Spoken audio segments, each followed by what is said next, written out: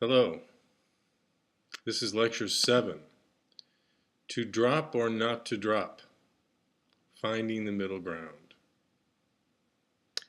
As stated, for this course, we are concerned with the relationship between psychedelics and Buddhism, the philosophical ground they share, and the closeted psychedelic roots of Buddhist traditions in the West. We should also be concerned about the inconvenient duality that undermines any chemically dependent spiritual path. It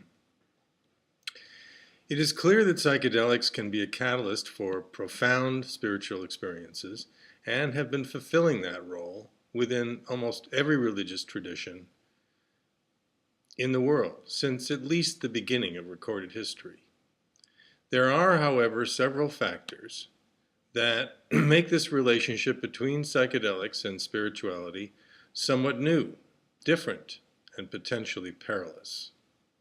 One is the unprecedented diversity of materials that are widely available almost everywhere, and another is the recent but now well-established behavior among young people to explore many of these materials, often outside the traditions that were previously associated with their use.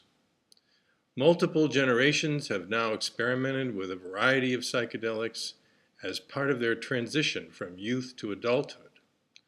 One can legitimately consider tripping or taking a psychedelic journey as a key component of the modern version of a coming-of-age ritual, even if it's intended as nothing more than a wild recreational endeavor.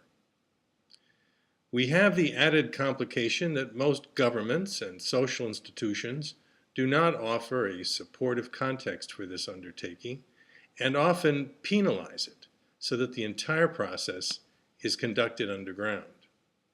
Individuals are often left to navigate these choices without any experienced guides or shamans other than hearsay within their social groups.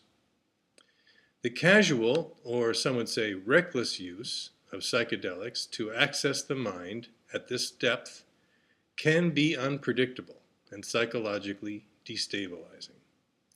Doctors, teachers, and counselors, as well as many parents, are unaware of the spiritual dimensions of psychedelics, just as many users are unaware of the risks they might be taking.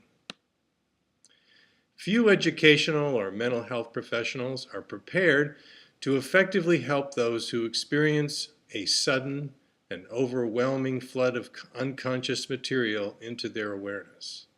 Few users know about or can deal with the potential of an uncomfortable spiritual emergency.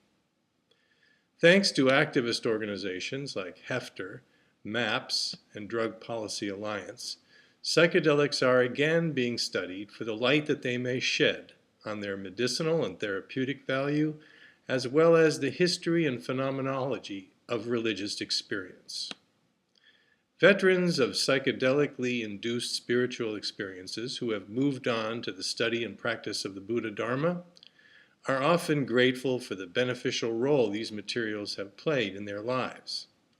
Given their potential for harm and lasting confusion, and the fact that one could hardly make the case that drugs are a prerequisite for the spiritual path, it is not hard to understand why so many current teachers of Buddhism will not recommend psychedelics, even though they had their own powerfully useful experiences with them. As Houston Smith pointed out in Zigzag Zen, while psychedelic use is all about altered states, Buddhism is all about altered traits, and one does not necessarily lead to the other. And while psychedelics and Buddhist practice have a definite relationship, no hallucinatory experience can replace the daily discipline of meditation and ethical practice.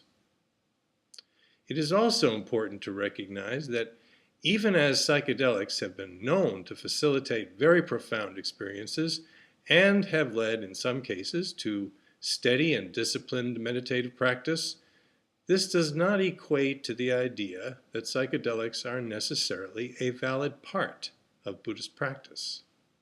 Zen, and Buddhism in general, is often oversimplified as merely chilling deeply and not rejecting anything as long as it's in moderation. Aside from what such a generalization leaves out, this notion of Buddhism is potentially misleading and of no use when we become blinded by our personal desires and we fail to notice attachments and aversions growing in the shadows. Using my own experience as an example, I have been perplexed for a long time now as to how I could have had such a powerful and beneficial experience with ayahuasca, one that continues to serve me even presently, and yet I clearly remember a strong voice that spoke to me during the journey, advising me to make it my last. Mature, serious spiritual seekers are wise to study the whole issue of psychedelics and the spiritual path in depth before beginning any experimentation. It is always preferable that psychedelics be used carefully, as a sacrament, and in a controlled and serious manner, with the specific intent of producing an experience of significant and enduring spiritual value. Thank you.